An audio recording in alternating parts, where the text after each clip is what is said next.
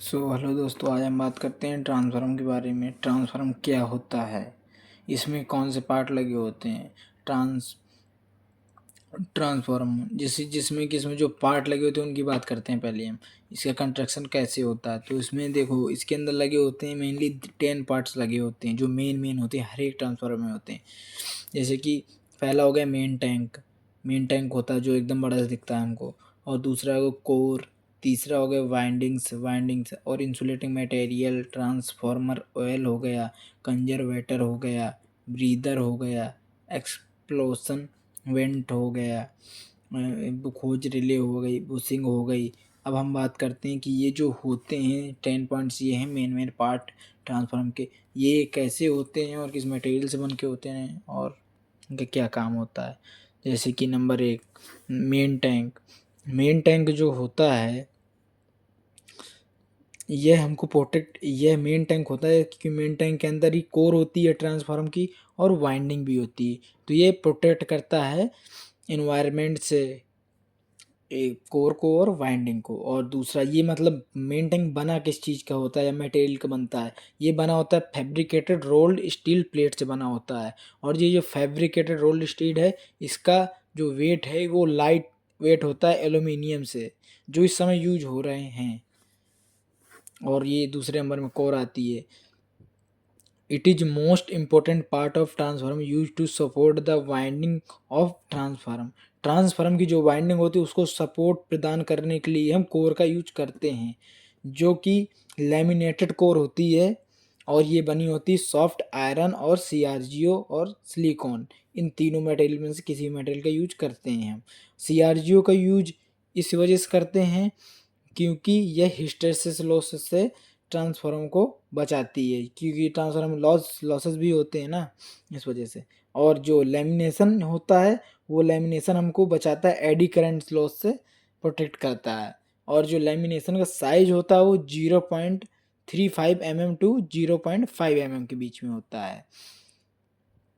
और वाइंडिंग्स बनी होती हैं कॉपर की। और ये जो वाइंडिंग होती हैं तो दो साइड वाइंडिंग होती है, एक एच वी साइड होती है, एक एल वी साइड होती है। और ये जो वाइंडिंग होती हैं ये दोनों मैग्नेटिकली कपल्ड होती हैं एक दूसरे से। अब बात करते हैं इंसुलेटिंग मटेरियल। कौन सा इंसुलेटिंग मटेरियल यूज किया जाता है वाइंडिंग में। वाइंडिंग और कोर के बीच में हम वार्निश इंसुलेशन का यूज करते हैं, जो लेमिनेशन का काम करता है। और ट्रांसफार्मर में किस प्रकार का ऑयल यूज करते हैं। मिनरल ऑयल और नेफ्था ऑयल का यूज करते हैं, जो कि कूलिंग के साथ साथ इंसुलेशन तो देता ही है, साथ में कूलिंग भी देता है, जिससे कि वो हीट को कम करता है, एब्जॉर्ब करके वो फिन्स के द्वारा उसको कूल करता रहता है। और जो कंजर्वेटर होता है,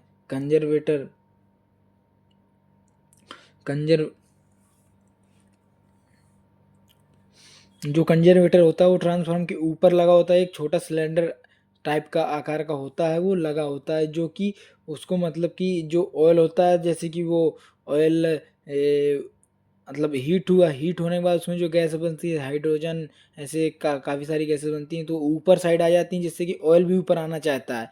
तो हम कंजर्वेटर टैंक को हाफ ही फिल करते हैं, फुल नहीं फिल करते हैं, हाफ फुल करते हैं, तो वो गैसेस ऊपर साइड आ जाती हैं। या कभी भी बाय द वे ट्रांसफार्मर का ऑयल कम हुआ गैस के कारण किसी भी कारण, तो वो जो हाफ ये कंजर्वेटर टैंक भरा होता है उससे ऑयल नीचे चला जाएगा ट्रांसफार्मर में, जो उसको एकदम पूरा फिल कर देगा। नहीं, अगर थोड़ी सी भी ट्रांसफार्मर का ऑयल खाली हुआ तो वो तो शॉर्ट सर्किट हो सकता है, ये वाइंडिंग्स। इस वजह से कंजर्वेटर टैंक लगा देते हैं ऊपर साइड, इसको हाफ फिल करते हैं हम लोग, जिससे कि ट्रांसफार्मर में कोई दिक्कत ना, ऑयल कम हो तो इससे हो जाए।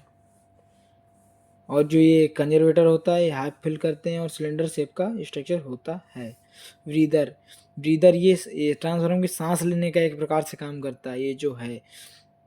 और ये सिलेंडर आकार का होता है, इसके अंदर सिलिका जेल हम फिल करते हैं ब्रीदर में। और ये मॉइस्चर और धूल को एब्जॉर्ब करता है। और ब्रीदर के नीचे ही एक ऑयल कप लगा होता है, जो कि उसको धूल को एब्जॉर्ब कर लेता है, और जो सिलिका जेल होता है वो मॉइस्चर को एब्जॉर्ब कर लेता है, उसके अंदर शुद्ध हवा जा पाती है ट्रांसफार्मर के अंदर। और जो ये सिलिका जेल होता है, इसका कलर जब ये एकदम सही होता है तो इसका कलर ब्लू कलर का होता है, और जब आफ्टर कुछ दिनों बाद ये धूल से एनवायरनमेंट से अफेक्टेड हो जाता है सिलिका जेल, तो उसका कलर पिंक कलर का हो जाता है, जिससे कि वो ख़राब हो जाता है, हम इसको चेंज कर देते हैं।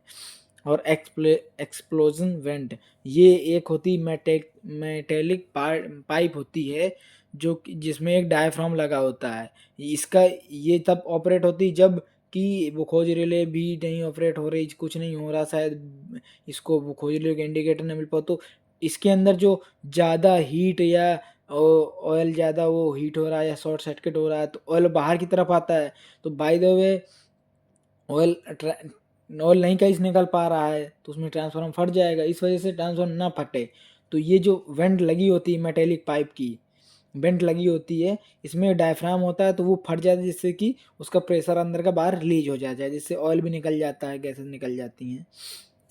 और इसका यूज केवल हाई रेटिंग वाले ट्रांसफार्मर में करते हैं, और ये एक इमरजेंसी एग्जिट के रूप में वर्क करता है।